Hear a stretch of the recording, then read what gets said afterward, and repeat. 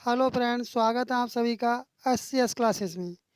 इस क्लास में आप लोग एनटीपीसी 2025 की आप तैयारी में जुटे होंगे।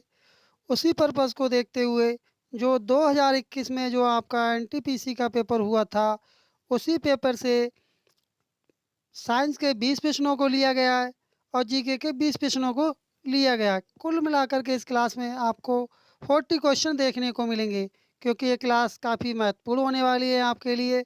और ये जो पेपर है एनटीपीसी का 1 फरवरी 2021 को हुआ था। कौन सी शिफ्ट में हुआ था? ये हुआ था 3 बजे से 4 साढ़े 4 बजे के बीच में जो शिफ्ट होती है, उस बीच में ये पेपर हुआ था।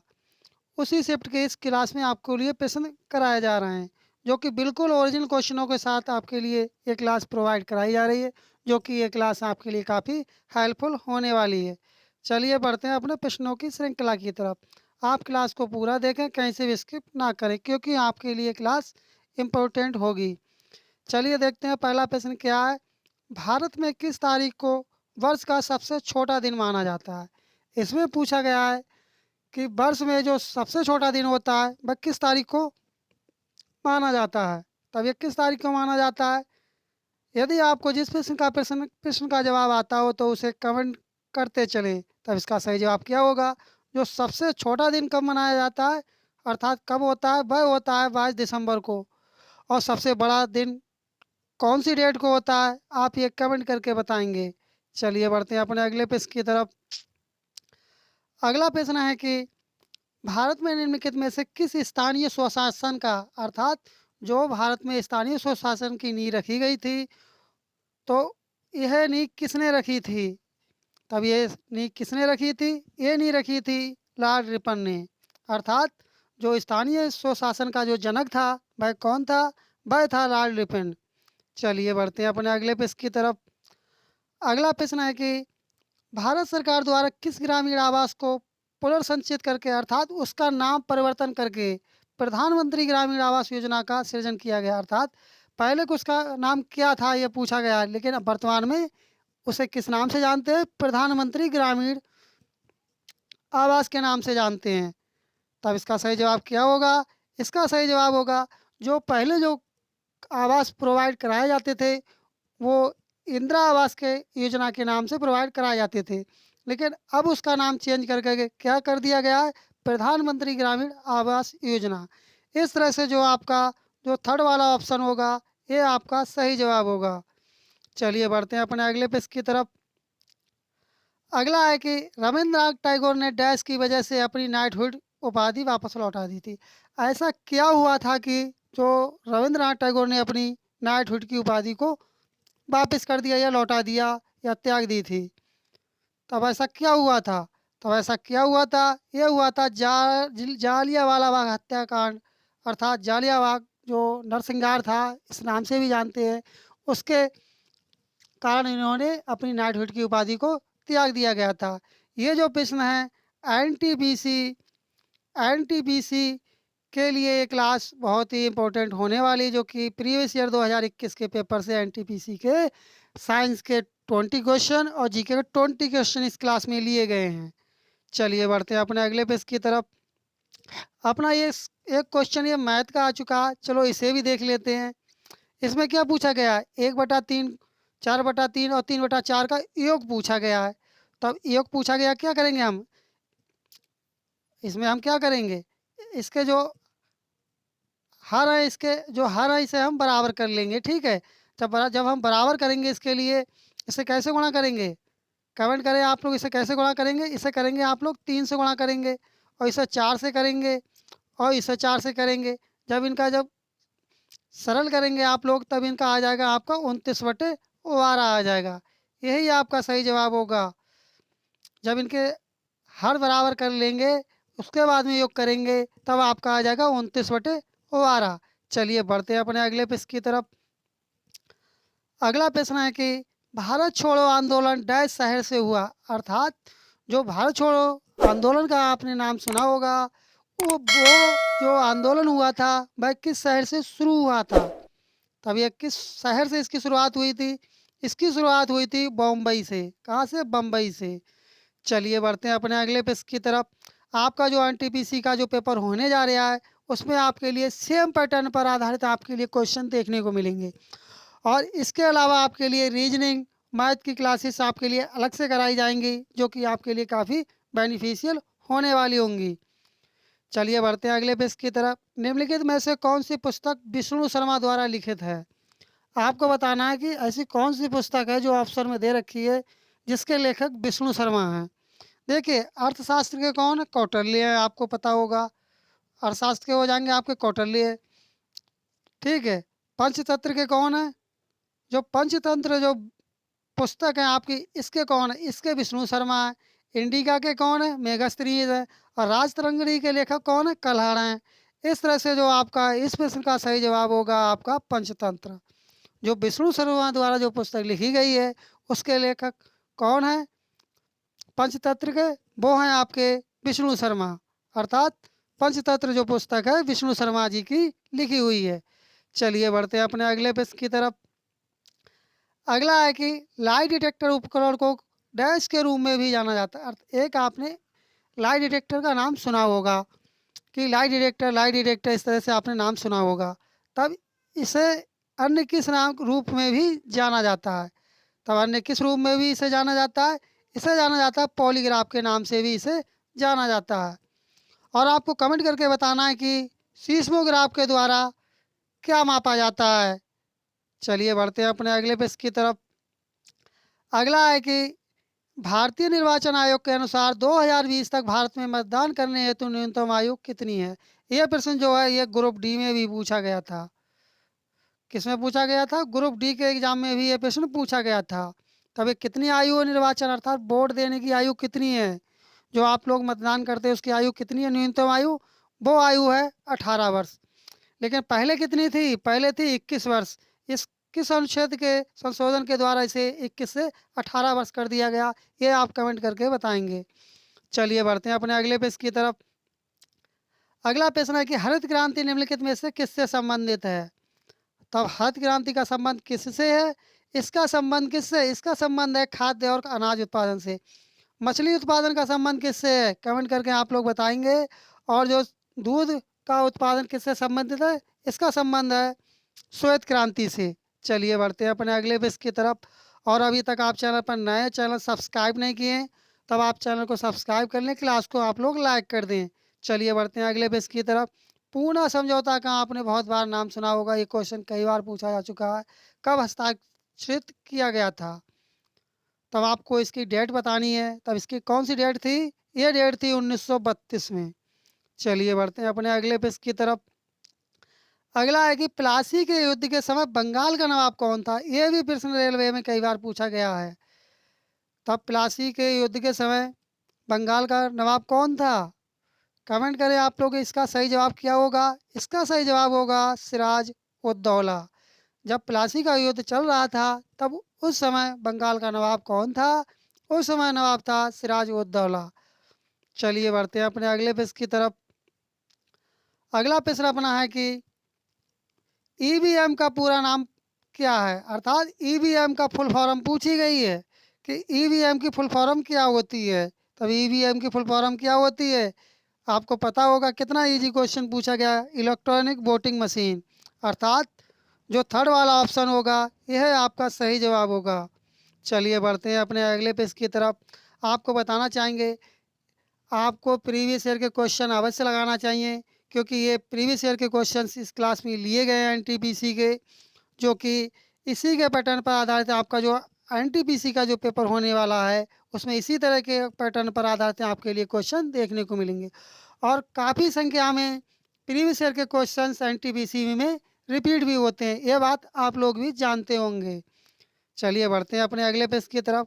माइक्रोसॉफ्ट एक्सेल में वर्कबुक का आपने नाम सुना होगा। डैश का एक संग्रह होता है। तब वर्कबुक में किसका संग्रह होता है? अर्थात कमेंट करें आप लोग, इसका सही जवाब क्या होगा? इसमें किसका संग्रह होगा? इसमें संग्रह होता है वर्कशीट का। साफ नाम से ही लग रहा है, वर्कशीट्स वर्कबुक। चलिए बढ़ते हैं अपने अगले पेज की तरफ। अगला है कि प्रथम भारतीय अंतरिक्ष यात्री कौन थे?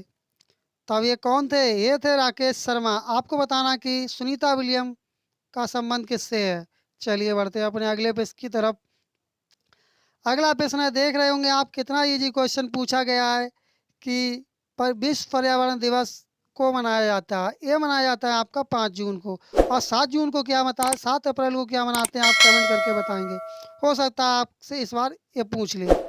चलिए बढ़ते हैं अपने अगले प्रश्न की तरफ। अगला प्रश्न है कि एशियाटिक सोसाइटी ऑफ बंगाल की स्थापना किस वर्ष की गई थी। तब इसकी स्थापना किस वर्ष की गई थी। इसकी स्थापना की गई थी 1784 में। क्योंकि सन से संबंधित एक क्वेश्चन आपके लिए आपके पेपर में अवश्य मिलेगा। चलिए बढ़ते हैं अपने अगले प्रश्न की तरफ। अगला प्रश्न अपना है कि Atal mission for a rejuvenation and urban transformation इनमें से किससे संबंधित है। तब इसका संबंध किससे है। इसका संबंध किससे होगा, इसका संबंध होगा मूलभूत नागरिक सुविधाएं। ये जो प्रश्न आप देख रहे हैं, ये प्रश्न आपका करंट अफेयर से है। क्योंकि कोई भी नई स्कीम, कोई लॉन्चिंग, किसी तरह का कोई पद किसी ने धारण किया हो जो चर्चा में रहा हो, इस तरह की करंट अफेयर के क्वेश्चंस एनटीपीसी में या ग्रुप डी में अवश्य पूछे जाते हैं। तब इसका सही जवाब क्या होगा, इसका सही जवाब होगा मूलभूत नागरिक सुविधाएं से। चलिए बढ़ते हैं अपने अगले प्रश्न की तरफ। अगला प्रश्न अपना है कि हमारा सौरमंडल किस गैलेक्सी का एक हिस्सा है। तब ये किस गैलेक्सी का हिस्सा है, ये हिस्सा किस गैलेक्सी का है, ये हिस्सा है आपका आकाशगंगा का। चलिए बढ़ते हैं अपने अगले प्रश्न की तरफ। अगला प्रश्न अपना है कि इसमें पूछा गया है कि रायसीना हिल कहाँ स्थित है। यह प्रश्न ग्रुप डी में भी पूछा गया था। और एनटीपीसी के जो प्रीवियस ईयर के जो साइट थे उनमें कई साइटों में आपसे पूछा गया था। तब इसका सही जवाब क्या होगा, तब इसका सही जवाब क्या होगा, इसका संबंध है, अर्थात सही जवाब होगा यह राष्ट्रपति भवन वाले स्थान पर स्थित है। यह कहाँ स्थित है, राष्ट्रपति भवन वाले स्थान पर स्थित है। यदि आपको क्लास अच्छी लग रही हो, अभी तक चैनल पर नए हैं तो चैनल सब्सक्राइब नहीं किए, चैनल को सब्सक्राइब कर लें। क्योंकि आपको लगातार इसी तरह की इंपॉर्टेंट क्लासेस आपके लिए प्रोवाइड कराते रहेंगे, प्रीवियस ईयर के क्वेश्चंस। और जब आपका एग्ज़ाम होने वाला होगा तब एग्ज़ाम से संबंधित आपके लिए जो मोस्ट इम्पॉर्टेंट क्वेश्चंस होंगे वो आपके लिए यहाँ पर करवाए जा रहे होंगे। चलिए देखते हैं अगला प्रश्न क्या है। निम्नलिखित में से किसे 24 दिसंबर 2014 को भारत के सर्वोच्च नागरिक पुरस्कार भारत रत्न से सम्मानित किया गया। आप देख रहे होंगे, एक करंट अफेयर का क्वेश्चन है। इससे आपको क्या सीख लेना है कि कोई भी किसी तरह का सर्वोच्च नागरिक पुरस्कार से संबंधित यदि कोई क्वेश्चन करंट अफेयर्स में चर्चा में रहा हो तब उसे भली भांति आपको याद करना है। लेकिन उस हिसाब से जो पूछा गया था 2014 में, उस समय को किसे मिला था, ये मिला था मदन मोहन मालवीय जी के लिए। करंट अफेयर्स के जो हम पेपर देखते हैं प्रीवियस ईयर के लगाते हैं, उनमें हम यही तो देखते हैं कि करंट अफेयर्स किस तरह से पूछी गई थी। उसी बेस पे हम फिर अपनी तैयारी को और आगे बढ़ाते हैं। और जी के, साइंस, रीजनिंग, मैथ के किस पैटर्न पर आधारित क्वेश्चन आए थे, ये देखते हैं हम लोग प्रीवियस ईयर के क्वेश्चन लगाने से। चलिए बढ़ते हैं अपने अगले प्रश्न की तरफ। अगला प्रश्न है कि थायरोक्सिन के संश्लेषण के लिए कौन सा तत्व आवश्यक है। जो कि ये विज्ञान से संबंधित क्वेश्चन है, साइंस से संबंधित क्वेश्चन है। तब इसका सही जवाब क्या होगा, इसका सही जवाब होगा आयोडीन। नाम से ही लग रहा है थायरोक्सिन, ठीक है। इस तरह से जो सेकंड वाला ऑप्शन होगा यही आपका सही जवाब होगा। चलिए बढ़ते हैं अगले पेज की तरफ। ये आपका केमिस्ट्री से क्वेश्चन है। प्रोटियम में कितने न्यूट्रॉन मौजूद होते हैं। कमेंट करें आप लोग, इसका सही जवाब क्या होगा कि प्रोटियम में कितने न्यूट्रॉन मौजूद होते हैं। तब कितने इलेक्ट्रॉन मौजूद होते हैं प्रोटियम में, कमेंट करें आप लोग, इसका सही जवाब क्या होगा। इसका सही जवाब होगा 0। अर्थात जो फोर्थ वाला जो ऑप्शन होगा ये आपका सही जवाब होगा। चलिए बढ़ते हैं अपने अगले पेज की तरफ। अगला प्रश्न है कि 4 शब्द दिए गए हैं जिनमें से 3 किसी तरह से एक समान है और एक असंगत है। असंगत शब्द का चयन कीजिए। ये जो क्वेश्चन है आपका ये रीजनिंग से आ गया। चलो इसे भी देख लेते हैं, इसका सही जवाब क्या होगा। यदि आपको जवाब आ रहा है तब आप कमेंट करें। देखिए इसमें आपको सही जवाब बताना कौन सा वाला ऑप्शन असंगत होगा। तब असंगत कौन सा हो जाएगा आपका, देखिए, जो जयपुर है ये किसकी राजधानी है? ये किसकी राजधानी है जयपुर? ये आपकी राजधानी है राजस्थान की। जयपुर जो राजधानी है वो किसकी है? राजस्थान की, ठीक है। और देहरादून किसकी राजधानी है? किसकी राजधानी है? ये उत्तराखंड की राजधानी है, ठीक है। और कोहिमा किसकी राजधानी है? आप कमेंट करके बताएंगे कोहिमा किसकी राजधानी है।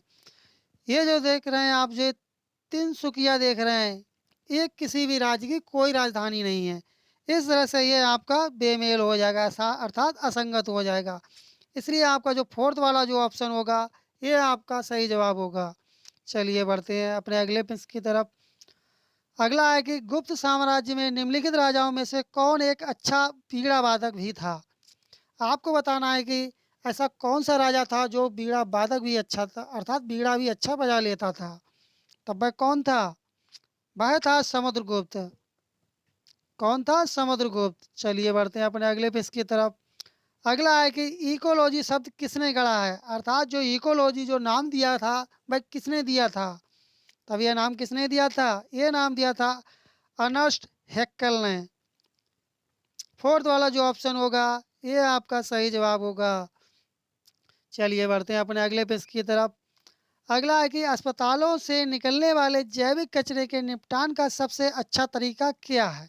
आपको तरीका बताना, जो अस्पताल से जो कचरा निकलता है उसके निपटान के लिए सबसे बेस्ट तरीका क्या है? तब इसका तरीका क्या होगा? भस्मीकरण। क्या होता है? भस्मीकरण। और भस्मीकरण क्या होता है ये आप कमेंट करके बताएंगे, भस्मीकरण किसे कहते हैं। चलिए बढ़ते हैं अपने अगले पेज की तरफ।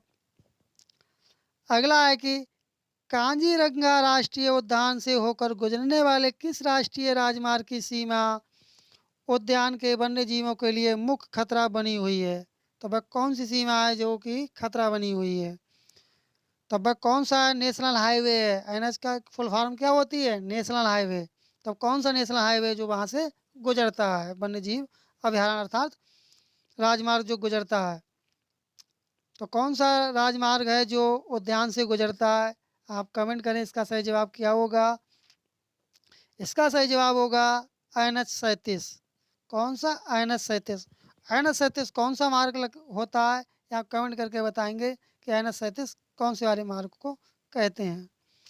अगला है कि सचिन तेंदुलकर ने अंतर्राष्ट्रीय क्रिकेट में अपना 100वां शतक किस टीम के खिलाफ बनाया था? तो अब ये कौन सी टीम थी जिसके खिलाफ बनाया था? ये बनाया था बांग्लादेश के खिलाफ। चलिए बढ़ते हैं अपने अगले पेज की तरफ। अगला है कि इनमें से किसने अजमेर में 2.5 दिन का झोपड़ा निर्मित किया था, कराया था? तब ये 2.5 दिन का झोपड़ा किसने निर्मित कराया था? ये कराया था कुतुबुद्दीन ऐबक ने। जो सेकंड वाला ऑप्शन होगा ये आपका सही जवाब होगा। चलिए बढ़ते हैं अपने अगले पेज की तरफ।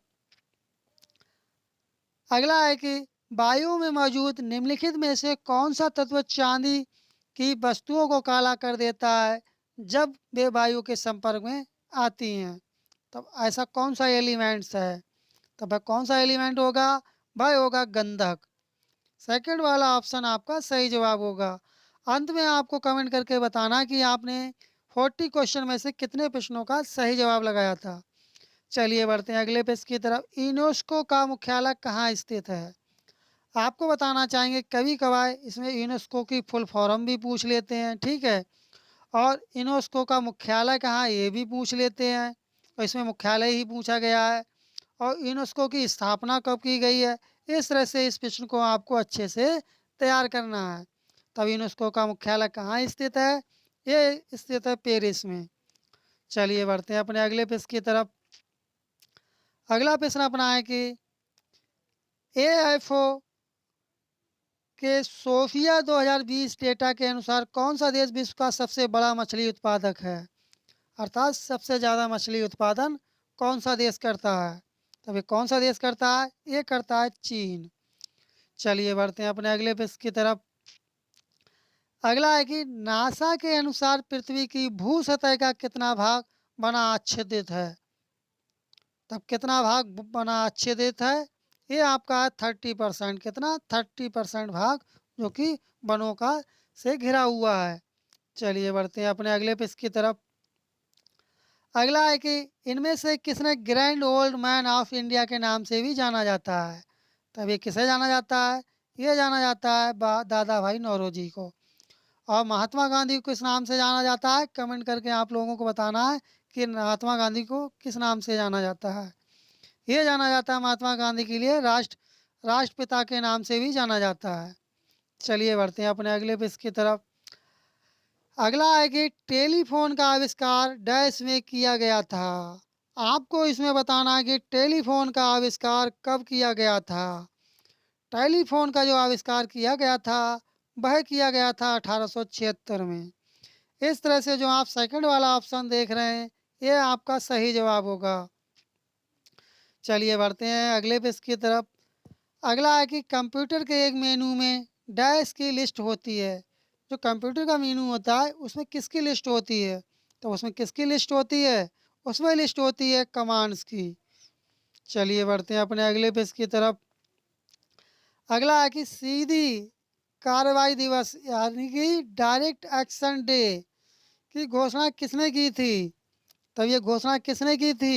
ये घोषणा की थी मोहम्मद अली जिन्ना ने। किसने घोषणा की थी इसकी? मोहम्मद अली जिन्ना ने इसकी घोषणा की थी। चलिए बढ़ते हैं अपने अगले पेज की तरफ। अब आपको इसमें बताना कि अक्षांश का एक अंश लगभग 10 किलोमीटर के बराबर है। जो एक अंश होता है अक्षांश का वह कितने किलोमीटर के इक्वल होता है? आपको ये बताना है। तब कितने के इक्वल होता है? ये कितने के इक्वल होता है? ये होता है 111 की। किसके? 111 किलोमीटर के इक्वल होता है अर्थात बराबर होता है। तो सेकंड वाला जो ऑप्शन है ये आपका करेक्ट आंसर होगा। चलिए बढ़ते हैं अपने अगले पेज की तरफ। अगला है कि नवंबर 2020 तक प्राप्त जानकारी के अनुसार नीति आयोग के उपाध्यक्ष कौन थे? आपको इसमें क्या देखना है इस क्वेश्चन में? इस क्वेश्चन में आपको देखना है ये 2020 का था लेकिन अब पेपर होगा 2025 में। तब आपको 2025 का नीति आयोग वर्तमान में कौन है बना हुआ ये आप कमेंट करके बताएंगे वर्तमान में कौन बने हुए हैं। लेकिन इसका आपको कमेंट करके बताना कि जो वर्तमान में 2025 में नीति आयोग के उपाध्यक्ष कौन हैं। चलिए बढ़ते हैं अपने अगले पेज की तरफ। अगला प्रश्न अपना है कि अंतर्राष्ट्रीय प्रकाश दिवस किस दिन मनाया जाता है? आपको क्या बताना है कि जो अंतर्राष्ट्रीय प्रकाश दिवस है वह कब मनाया जाता है। तब ये कब मनाया जाता है? ये आपका मनाया जाता है, कमेंट करें आप लोग। ये मनाया जाता है 16 मई को मनाया जाता है। इस तरह से अपने साइंस के 20 क्वेश्चंस और जीके के अपने 20 क्वेश्चनों की ये प्रीवियस ईयर क्वेश्चन एनटीपीसी की ये श्रृंखला अपनी कंप्लीट होती है। ठीक है। और यदि आपको क्लास अच्छी लगी हो अभी तक चैनल पर नए हो चैनल सब्सक्राइब नहीं किए तो आप चैनल को सब्सक्राइब कर लें और नोटिफिकेशन बेल आइकन आप लोग दबाना ना भूलें इसी तरह की क्लासेस आप पाने के लिए। और सेशन को आप लोग शेयर भी कर दिया करें और आपको कमेंट करके बताना कि आपने 40 क्वेश्चनों में से कितने प्रश्नों का सही जवाब लगाया। क्योंकि जो आपका एनटीपीसी का जो 2025 में पेपर होने जा रहा है ये आपका पेपर जल्दी होने जा रहा है। क्योंकि अभी से आप अच्छे से तैयारी करेंगे तभी तैयारी हो पाएगी। कहीं ऐसा ना करें आप लोग कि अंत में जाके जब तैयारी करते हैं तब सोचते हैं कि ये कर लें लेकिन ये करने से बात नहीं बनने वाली है। चलिए मिलते हैं जल्द ही नेक्स्ट क्लास में। तब तक के लिए धन्यवाद। जय हिंद जय भारत।